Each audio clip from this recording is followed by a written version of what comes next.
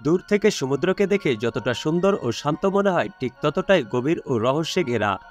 গভীর এই সমুদ্র সম্পর্কে 95%ই আমাদের অজানা। আপনারা কি জানেন, আমাদের এই পৃথিবীর 70%ই পানি। অর্থাৎ এর মানে হলো আমরা শুধুমাত্র এই 30% স্থলভাগে বসবাস করি। আর এটা থেকে আমরা অনুমান করতে পারি যে আমাদের এই পৃথিবীতে কত বেশি পরিমাণে পানি রয়েছে। আর এটা স্বাভাবিক যে পানি যতটা বেশি হবে তার ভেতর প্রাণীর সংখ্যাও ততটাই বেশি হবে। আজকের এই ভিডিওতে আমি আপনাদের সাথে শেয়ার করব সমুদ্রের গভীরে থাকা এমন কিছু প্রাণী সম্পর্কে, যেগুলো খুব সহজে দেখা যায় না। এই প্রাণীগুলোকে দেখলে আপনারা অবাক হয়ে যাবেন। আর আপনি যদি আমার চ্যানেলে নতুন হয়ে থাকেন তাহলে অবশ্যই চ্যানেলটি সাবস্ক্রাইব করে রাখুন। আর যারা চ্যানেলটি সাবস্ক্রাইব করেছেন তাদেরকে অসংখ্য ধন্যবাদ। নাম্বার 1, রিবন ইল। এই মাছটি দেখে আপনারা বুঝে গিয়েছেন যে এই মাছটির নাম কেন রিবন ইল রাখা হয়েছে। কেননা এই মাছ রিবনের মতো পাতলা এবং লম্বা, আর কিছুটা রিবনের মতোই দেখতে। এই প্রজাতিকে সবার প্রথমে প্রশান্ত মহাসাগরে পাওয়া গিয়েছিল, কিন্তু এখন এই মাছ ইন্দোনেশিয়াতে বেশি দেখা যায়। এই মাছকে রিবন ইল ছাড়াও লিফ ইল, নোজ ইল নামেও ডাকা হয়ে থাকে। আপনারা যদি এই মাছের মুখের দিকে তাকান তাহলে দেখবেন যে তার মুখ সবসময় খোলা থাকে।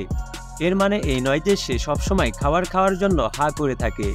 হা করে থাকার কারণ হলো এই প্রজাতিগুলো এরকমই। এই ইল 24 থেকে 25 সেন্টিমিটার পর্যন্ত বড় হয়ে থাকে, আর এরা প্রায় 20 বছর পর্যন্ত বেঁচে থাকে। এরা দেখতে ভয়ঙ্কর হলেও মানুষের কোনো ক্ষতি করে না, তাই এই প্রাণীকে দেখে ভয় পাওয়ার কিছুই নেই। নাম্বার 2, হামহেড প্যারটফিশ, যা ভারত মহাসাগর এবং প্রশান্ত মহাসাগরে পাওয়া যায়। এই মাছটি বিভিন্ন নামে পরিচিত, যেমন বামহেড, ডাবল হেডেড, বাফালো প্যারটফিশ এবং জায়ান্ট প্যারটফিশ নামে ডাকা হয়ে থাকে। এই অদ্ভুত প্রাণীটি দেখতে খুবই শক্তিশালী হয়। এত শক্তিশালী হয় যে সে তার মুখ দিয়ে পাথর পর্যন্ত ভেঙে ফেলতে পারে। এই মাছটির দাঁতগুলো খুব ধারালো হয় এবং এদের দাঁত দেখতে অনেকটা মানুষের মতো। এরা সবসময় দল বেঁধে চলাফেরা করে। একটি দলে 10টিরও বেশি হামহেড প্যারটফিশ থাকে। এই মাছ এত শক্তিশালী হওয়ার পরেও এরা মানুষের কোনো ক্ষতি করে না।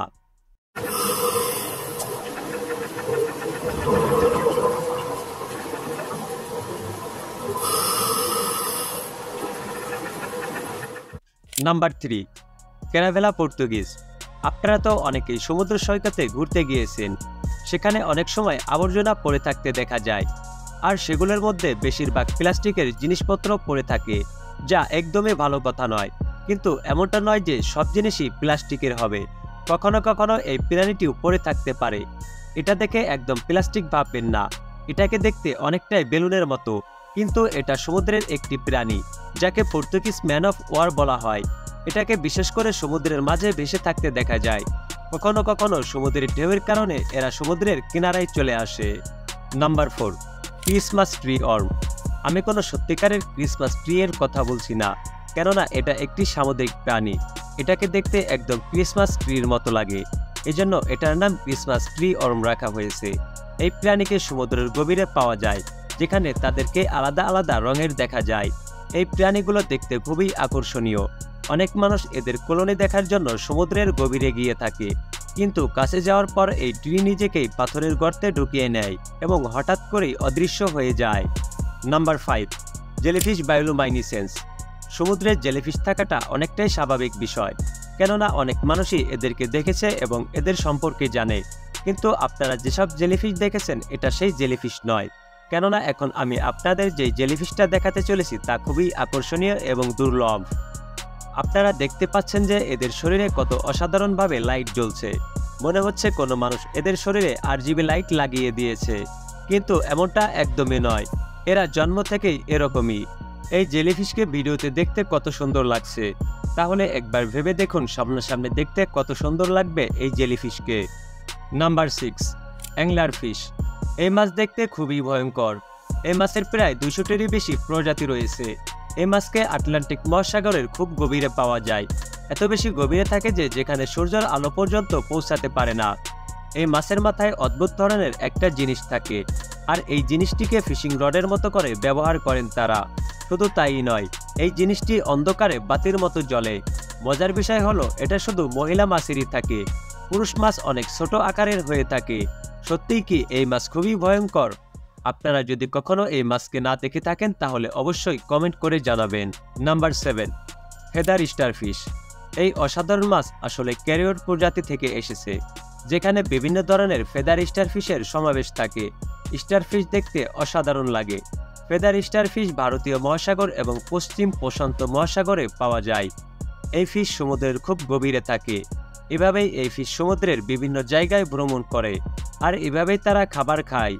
আপনারা যে ফেদার ফিশকে দেখতে পারতেছেন তা আশেপাশের পানিকে ফিল্টার করে, আর পানিতে যেসব ছোট খাবার থাকে সেগুলোকে নিজের ভেতর টেনে নেয়। এদেরকে খুব কম মানুষই দেখেছে। এর প্রধান কারণ হলো এটি খুব গভীর পানিতে থাকে আর সাইজেও অনেক ছোট। প্রথমে দেখে অনেকে এটাকে মাছ মনে করবে না, আর যদি এটা সমুদ্র সৈকতে চলে আসে তাহলে অনেকেই এটাকে কাছ মনে করবে। Number 8, giant nudibranch. এই প্রাণীটি দেখতে কিছুটা সামুদ্রিক গাছের মতো দেখতে হলেও কিন্তু এমনটা একদমই নয়। প্রাণীটি নর্দার্ন আলাস্কা ও মেক্সিকোতে পাওয়া যায়, যা জায়ান্ট নুডিব্রাঞ্চ নামে পরিচিত। এটাও অন্যান্য প্রাণীদের মতো সমুদ্রের গভীরে থাকা একটি ফিশ, যা প্রায় 300 মিটার নিচে থাকে। এই প্রাণীকে খুব সহজে দেখা যায় না। এরা দেখতে খুবই আকর্ষণীয় হয়।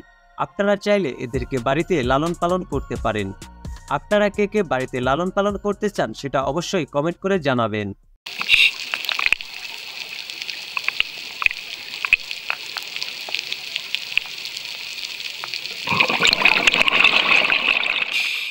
Number 9, giant Japanese spider crab. মাকড়সাকে দেখে কে না ভয় পায়। একটি বড় মাকড়সা যদি কারো সামনে এসে দাঁড়ায় তাহলে ভয়ে তার অবস্থা খারাপ হয়ে যাবে। এই কাঁকড়াটি মাকড়সার মতোই, যা জাপানের সমুদ্রের খুব গভীরে পাওয়া যায়। এই কাঁকড়া সবসময় তলানির সাথে থাকে, যেখানে 30 থেকে 100টারও বেশি কাঁকড়া থাকে। এদের পা খুবই মজবুত এবং বিপজ্জনক হয়, যা প্রায় 3 মিটার পর্যন্ত বড় হয়ে থাকে, আর এদের ওজন প্রায় 20 কেজি পর্যন্ত হয়, যা একটি কাঁকড়ার জন্য অনেক বেশি।